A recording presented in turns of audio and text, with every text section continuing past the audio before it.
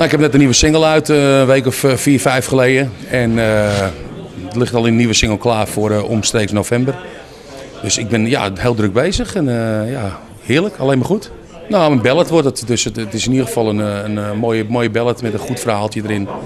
En een mooie plaat ook, dus kom me wel weer laten horen. Ik heb nu gekozen eerst om lekkere singles te gaan maken. Ik wil volgend jaar ook nog een aantal singles lekker gaan brengen. En gewoon even eerst zorgen voor weer lekker wat nieuwe dingetjes. En dan gewoon daarna gewoon een album gaan maken. Maar in eerste instantie gewoon singles gaan maken. Want het is gewoon de tijd er ook niet voor op dit moment. Het is een moeilijke tijd, ook voor de albums.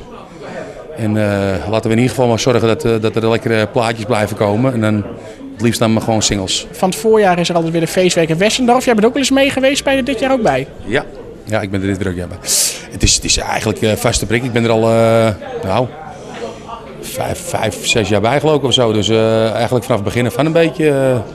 Ik heb altijd een leuke tijd. Het is altijd een feest van herkenning. Een hoop bekende artiesten allemaal.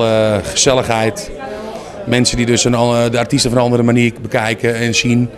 En ik geniet er ontzettend van. En dit jaar hebben we ook een soort themaavond. Ik sta op de donderdagavond. Dat wordt een soort Amsterdamse avond. Dus alleen maar gezellig. Ja, er gaat nog heel veel gebeuren. Dus ik weet niet of er nog plaats is. Maar ik denk het zeker wel. Dus je kan altijd kijken bij feestartiesten.nl. En dan kijken of er nog plaats is. En dan we maken er weer een feestje van dit jaar.